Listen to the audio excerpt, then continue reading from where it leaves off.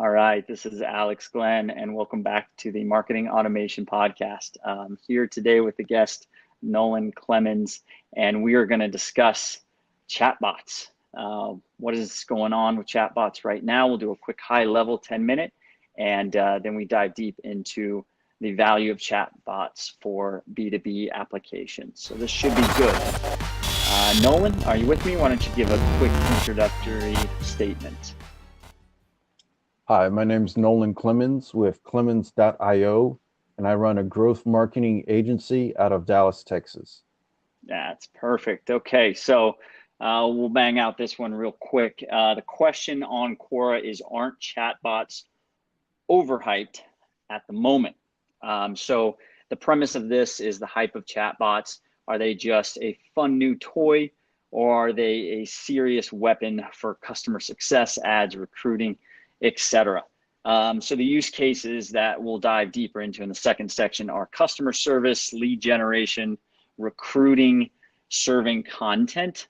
The main differences in use cases, fully chatbot powered, whether they are 24/7 all chatbot versus a conversation starter, where the chatbot starts the conversation, a human takes over, versus sort of an after hours only with an option to schedule something. So sort of give your users a little bit of information and try to get them to put themselves into your schedule. A few big tools that we're going to mention: Meya.ai for creating and deploying custom bots into other applications like Intercom. ManyChat and ChatFuel for things like Facebook Messenger, and Drift.com. That's the conversion of web traffic tool, similar to Intercom, but focused more on sales. And then Landbot.io for creating bot-based landing pages or embedding bots into content. So my view on this question: are bots overhyped at the moment? I'm more bearish on bots. So, I think it's a cost-benefit discussion. How big of a bot do you create? When is user experience suffering when you're deploying a bot? I believe they are useful in certain circumstances.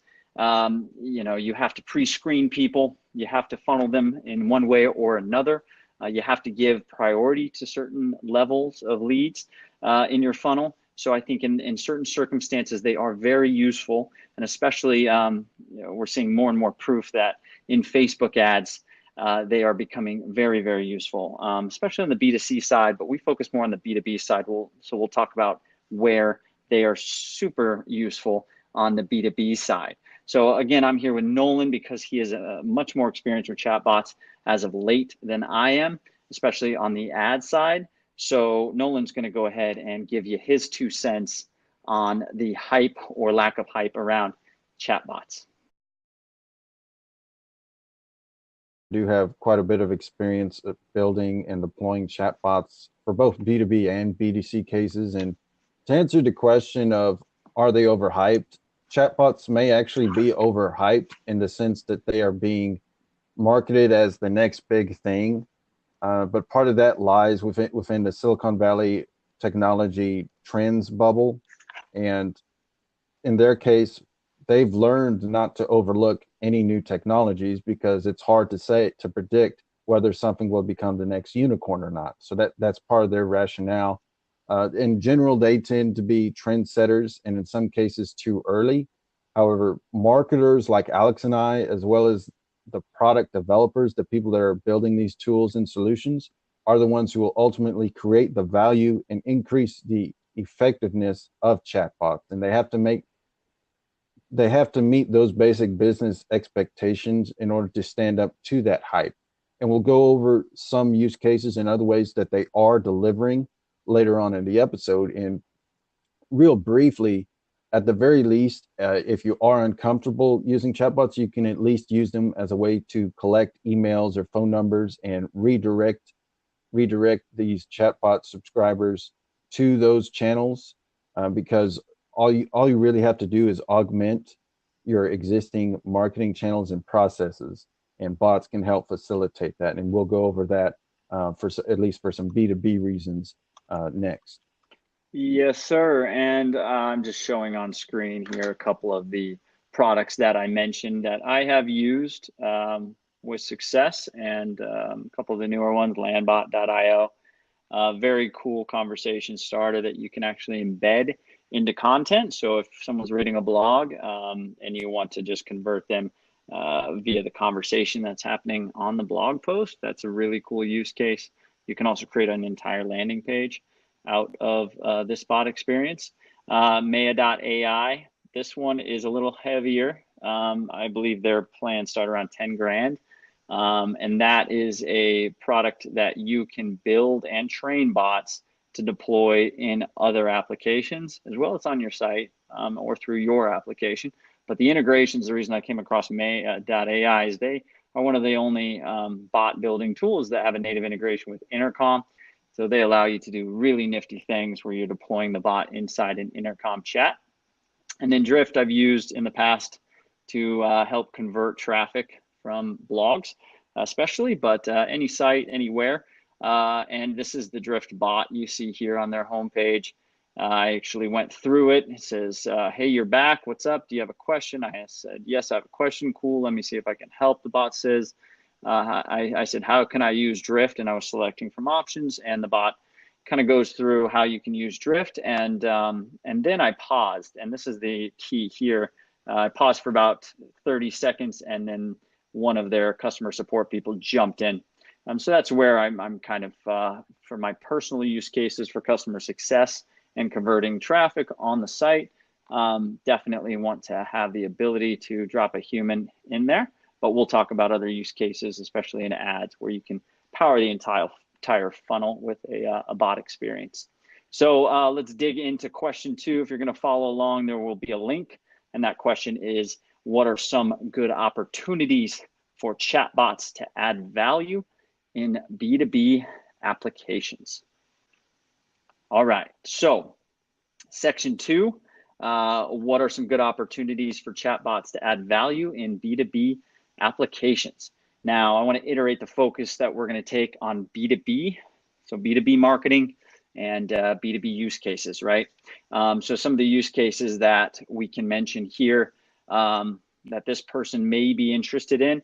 Number 1, customer service, right? So an in-app chatbot that's maybe available after hours that kind of helps in some low fidelity way inside your application or inside your dashboard or even on your site. Lead generation like Drift, I showed in the previous episode there, the previous section there. Drift is used for lead generation.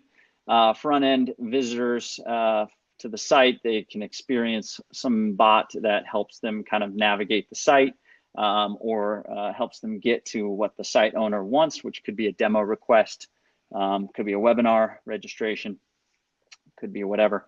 Recruiting, this is one I've dealt with a local company here called HireAbby.ai, which is doing some really cool stuff where a bot is powering sort of the application steps. Really great use case there. Again, B2B. I'm sorry, that's more B2C actually, but they deploy the bot and sell to other companies. Now, serving content. This is one that I think is really good. Serving content can be done on a B2B basis or a B2C basis, but instead of a filtering system on the front end of the site, like you see a category filter for a blog, that kind of stuff, you can actually deploy a bot in Facebook Messenger or through a chat widget on the website that helps kind of steer the customer, or the prospect, sorry, into specific areas of the site that are more suited for what their pain points are. So you ask them some questions and the bot displays relevant content based on how they answered that. And then there's another use case for internal stuff. So internal stuff for managing processes like Slack bots are a good example of this. So it's a bot-based system that just kind of, asks people certain questions, gathers some intelligence, and that's it.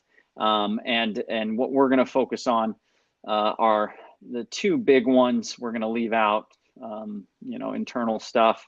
Not going to talk about recruiting on this one, but I do want to talk about front end chatbots. In this section, we use chatbots and tools like Drift to help with customer experience, prospect experience on the front end. A good use case for this is if you have a ton of blog traffic and you want to bring more of that blog traffic to your pricing page, to your demo page, but you do not have enough sales support or bandwidth to power a chat. So in this situation, you can use a chatbot. Nolan, you have some comments about this specific use case? Yes. So from here, you can at least generate leads that can then be nurtured through automation. And we covered some of those in a previous episode. But this just ensures that any human energy that is exerted is well spent. Because if you have a limited team, you want to make sure really want to limit the amount of human interaction to only what is necessary or what delivers results. Yeah. And if you're just listening to this section, or watching this section, I'll show this Drift situation one more time. This situation was me showing up on drift.com, and it has a little chatbot experience where the chatbot is just trying to filter me into a bucket. Am I there for press? Am I there for learning more about the company? I'm a potential customer. At which point I paused, installed, and then a human being actually jumped into the chat. So it was a good experience, I would say. Now, use case B, you require visitors to fill out a lot of fields on your site. This could be an application. You can set up a bot to gather the same fields you need from a long form, but in an engaging and fun way, a conversational manner. For this, I do suggest, the only product I know that can really do it on a platform, a dashboard standpoint, and deploy in the other tools that you may use is Meya.ai. So you can build the bot in Meya.ai, and it can act as, just imagine if you were talking to someone on the phone and that person was just collecting data, and at the end you had an application. So this could be a credit app, a lease app, some long form housing application, some long form application that you want to convert to a chat, sort of a lead capture, right? Check out Meya.ai, and then Intercom is really great for this. You can actually embed Intercom using Meya.ai to power the bot. And a good aspect about using Intercom is at any time one of your support technicians can jump in, or one of your sales support can jump in as well. They have all of the triggers and all the lead captures and all of the the API integrations with your CRM, so that you can sort of capture data and push it right into your CRM and have it there in Intercom as well. So Meya on top of Intercom is a great use case for this specific example that I'm mentioning. And Nolan, you have a couple comments about that? Yes, cross-channel is key for content marketing. So any way that you can publish to a user's preferred channel will increase the overall yield for campaigns as a whole. You just want to be careful that there's not any overlap or redundancy. Now, there will be some cases where you do actually want that as you're using bots, and we'll talk about this in the next section on Facebook Messenger bots. Got it. And then I'll just rattle off a couple last ones here. Another use case is recruiting off hours for low-level jobs. Again, hire Abby.ai. Hire ABBY.ai is a great tool out of Chicago. I know the founders there. They're building some interesting stuff for this use case. Another one is serving content. This could be done, like I said, via Intercom and Meya.ai. But the premise is, use a bot to kind of help facilitate the pushing of traffic in the right direction and serving of the right types of content for that traffic. And you have one last comment that you made here that's valuable on use case D, Nolan? Yes. So it also applies to B as well, I guess, and that's that studies have shown that the more input fields, the more information you ask up front, they result in lower conversion rates. So getting the info that you need in a way that's much more fluid, and that'll make people much more happy to give you that information. and as well, and it also applies to when they're serving content, that they get it in bite-sized chunks.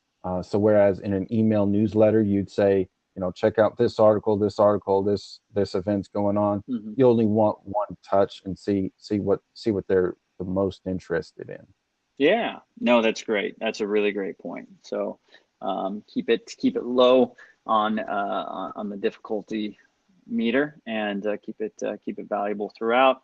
Um, Now, chatbots for Facebook is the title of our second section here. So in this one, we're going to focus more on the ad side of things and how chatbots can be beneficial for B2B marketing through Facebook Messenger ads. Um, Now, the other options for using Facebook, it could be something similar to a chatbot that deploys on a Facebook business page. We've all seen the Join My Messenger newsletter chatbots. That's one that's picking up steam.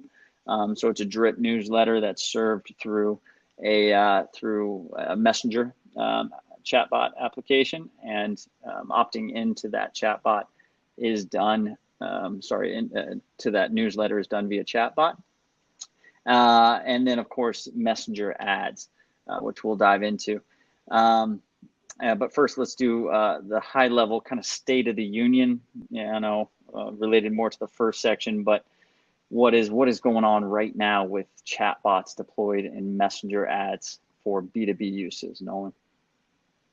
Yeah, so the Facebook Messenger platform as a whole, it has over 1 billion active users, so it's a pretty well-developed channel. It also plays into Facebook as a whole, and most people would be surprised to learn that that's actually quite useful for B2B lead generation, and we'll do another episode just on that topic. Mm-hmm. But for chatbots, particularly, it's basically like it's a new sport. So it's like playing basketball in the sense that there's a quick back and forth. One team's going this way, the other team's going this way, and you also get higher click-through rates and open rates similar to the shot accuracy. Mm-hmm. So you're going to get a lot of touches, and you can get very easily get results. The other thing that's great for Facebook bots is that you can see exactly where someone's dropping off in the funnel, or as we say, the flow or sequence.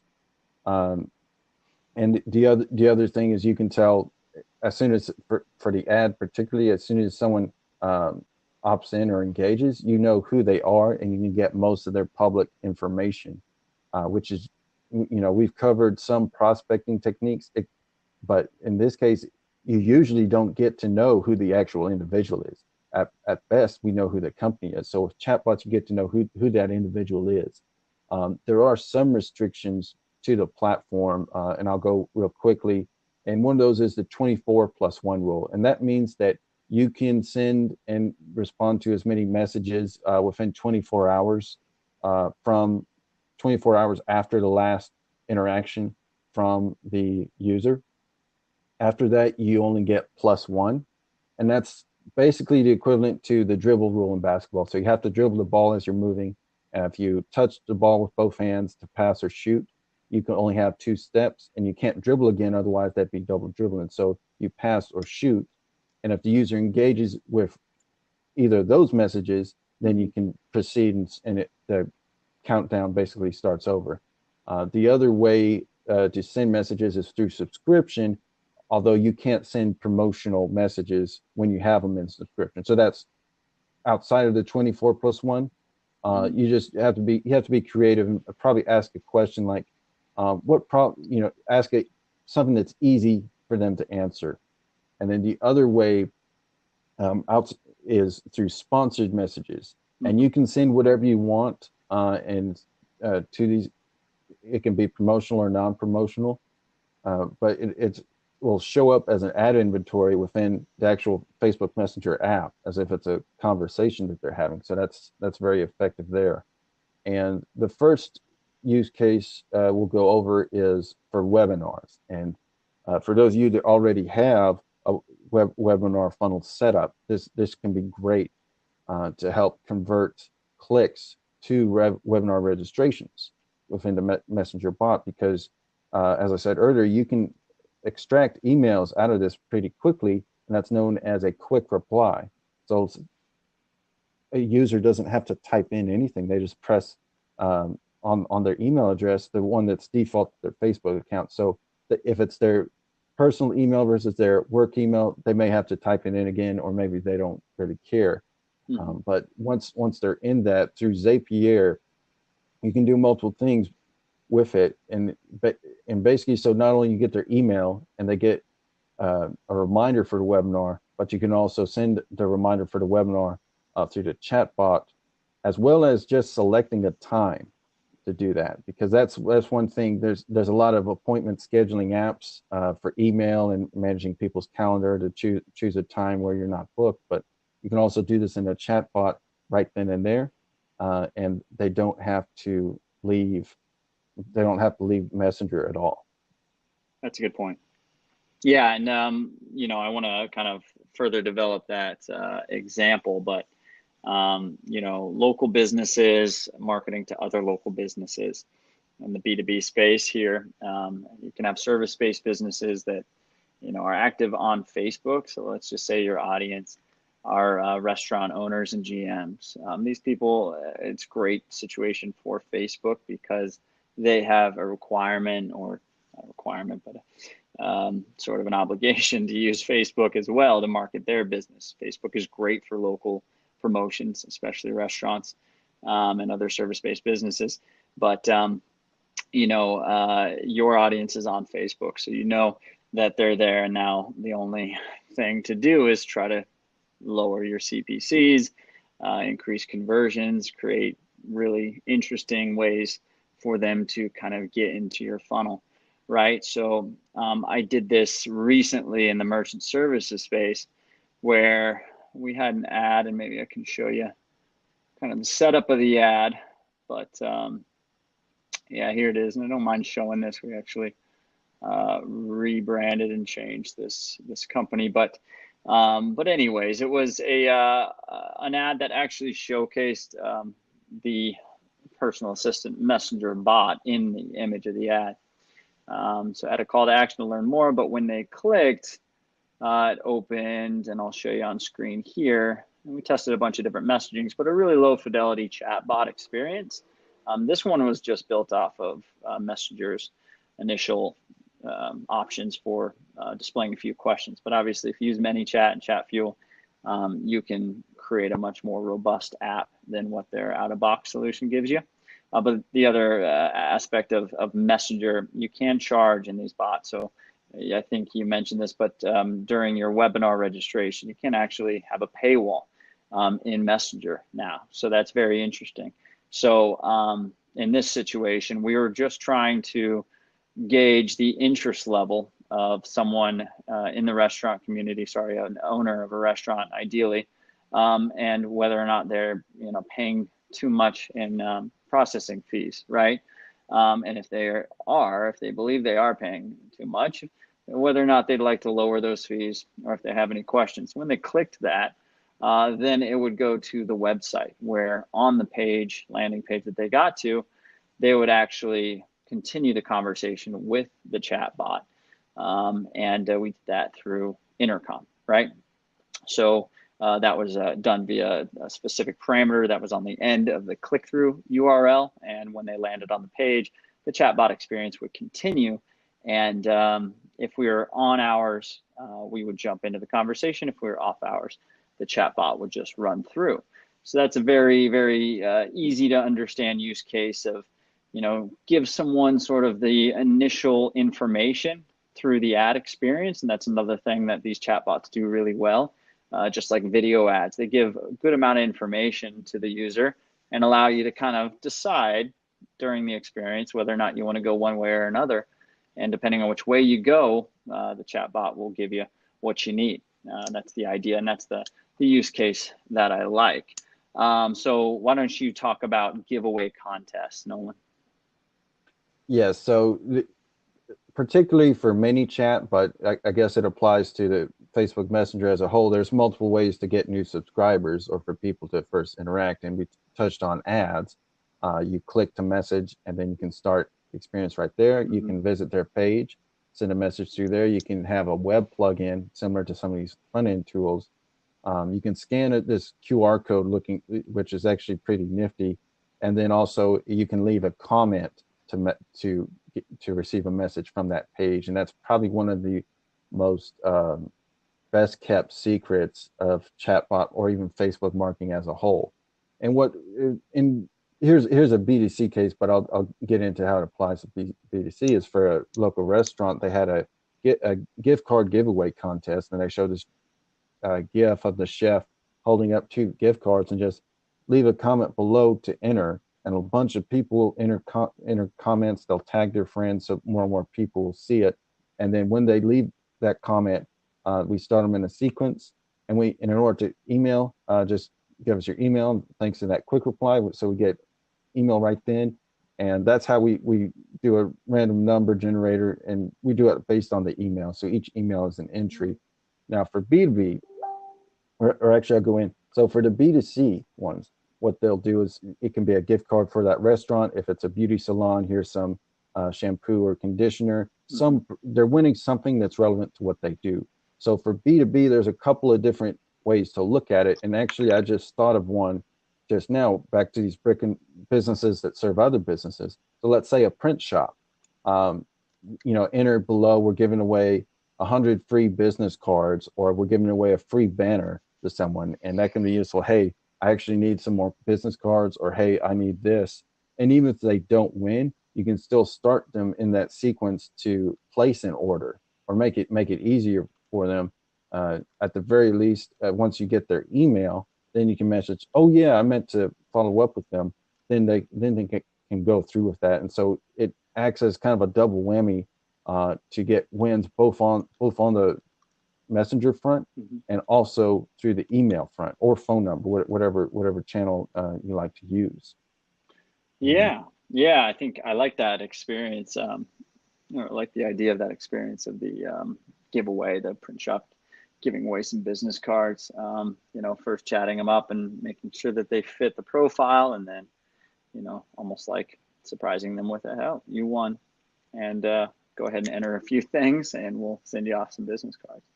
I like that. So you had one more here. It's a content marketing subscription via Messenger that we've seen a lot more of. But can you kind of highlight what that is? Yes. So I covered a bit on the subscription messaging, and this is basically even back to the other use case we talked about. You, as a preferred channel, or even just to use this as the primary channel for content marketing. So if you have, similar to how you would have lead magnets in order to increase email opt-ins, and then through the email sequence, you gradually generate leads through that. This is just another way to do that, and to leverage the high open rates and click-through rates that Facebook Messenger can deliver. And as long as you make it conversational and non-promotional, that's the main thing, because those are the rules of the platform. So you wouldn't say, get 20% off this, or we're having a special on this. You'd say, you'd ask a question. That'd probably be the best way to do it, and depending on how they answered, and make it easy, make it something simple and easy for them to say yes or no to. Yeah. And then you can deliver here's our free guide or ebook on this subject, or whatever that piece of content is, if it's infographic. And the other thing we didn't cover is that you basically, with Facebook Messenger or any chatbot, you basically have the effectiveness that you would in, let's say, SMS, but you can also include rich media. So you can include photos, a photo gallery for people to swipe through, various options. You can include a video in there. So there's a lot of other things, and you get to leverage the network effects of Facebook as a whole, particularly when people are sharing something or and promoting this to their friends. So that's always think of creative ways to take advantage of that. Yeah, I like that. So you mentioned a couple things there. Ask a question, some low intrusive, just general question to help feed them through to different paths in your bot.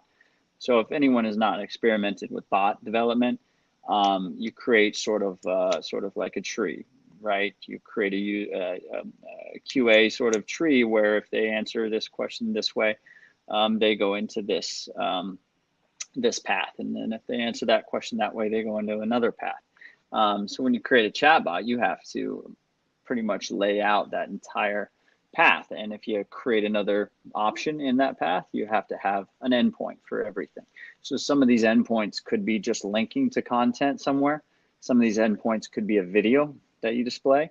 Some of the endpoints could be, someone that's really interested and wants to book a demo with your service. So we didn't talk about like SaaS as a user experience, but as a use case, but one of the ones I'm most familiar with is using this to make sure to convert users on the front end. So whether or not you're starting with a Facebook ad or starting with some organic traffic to the site, having that bot experience to help kind of steer them through the site is one that I'm very familiar with, and especially in the software industry, it's very big. And again, with regards to ads in general, the best case scenario is the ad would correlate and match specifically with the rest of the funnel the user is going to go through. So if you're going to use a bot interaction on the site, and you want to make sure that type of user is the type that's going to engage with a bot. Not all users will engage with your bot. That's one of the caveats there. But a way to guarantee that those traffic and those users, are going to engage with your bot on the site is to get them to your site using a bot. So although some final thoughts here, although I'm bearish or, sort of kind of hesitant to develop entire scale, enormous bot projects. I do use bots for small scale stuff like ads and just quick lead qualification stuff. And I say this because I have built larger bots that do things that we've mentioned. And, although I really enjoyed it and it was a fun experience, I haven't quite seen the use case for the larger conversational bots that try to take control of the entire interaction. I think especially at higher price products and where the stakes are really high, you do want to make sure that a customer success person or a sales support person is available to jump in at any time. And that being said, I think Nolan has a really good take on the bullish view of bots and where they're at now and where they'll go. Yes, and to reiterate, Alex, you actually brought up a great point, is that how you can have multiple endpoints. Chatbots can essentially act as a tesseract. For those of you that read A Wrinkle in Time, basically you get to transcend steps that people would have to take, like checking their email or visiting a website. And so anytime you can reduce the amount of steps to where everything can happen within one place, and this could be especially useful for the payments feature, but that can increase conversions. It can help you on that front. And the other point is, I traditionally think of email as the most powerful channel when used properly, at least for organic media. So if you have 1,000 Twitter followers versus 1,000 emails, 1,000 emails will outperform the Twitter followers at the same amount easily. But if the chatbots can outperform email in terms of open rates and click-throughs, then they may become a great channel to use for B2B or even anything in that situation. So, and what would be really interesting is if LinkedIn somehow is able to open things up to chatbots on that platform, either probably through business pages, but we'll just have to wait and see if that happens down the road. And the success of chatbots will mainly depend on how fluid the user experience is, and users will ultimately side on the path of least resistance. So if it's easier just to start up a chat and do that, if it's easier for them to fill out a form, they'll do whichever one. And this applies for your product or service as a whole. And that's something you have to think about, is user experience is key, especially if it can be instantaneous. So be sure to invest the time to make sure you test things out, as Alex was saying, and make any necessary adjustments. Like if you want to bring in a human for this, to have them jump in. So keep those in mind. And if you have any more questions or suggestions, feel free to let us know, and we'll follow up on that. Yes, sir. Yeah, definitely. I think this is a very expansive conversation, or could be an expansive conversation. We can dive pretty deep into use cases. So if anyone listening does have a specific use case that they want us to answer or touch on or show how we would do it in an episode, we're all ears. So comment on this Quora question, or go to the Marketing Automation podcast, and you'll see an email there. But Alex at right2revenue.com works. And then you can find Nolan as usual at clemens.io, or in his Facebook group, and I'll have to pull that up here. And maybe he has a chatbot that you can engage with. But yeah, so I'm showing it on the screen here: growth hacking and outbound marketing. Go ahead and check that out. And yeah, let's keep in touch. So thanks again, Nolan, for the time and the words and the wisdom. And let's catch up for another episode soon. Yeah, thanks for having me, Alex. And I hope you guys found this to be valuable. I think so. I think this was a good one. So catch up soon, and let's do another. Have a good rest of the day, rest of the week, and I'll see you online. Okay. All right. Goodbye, Alex. Take care.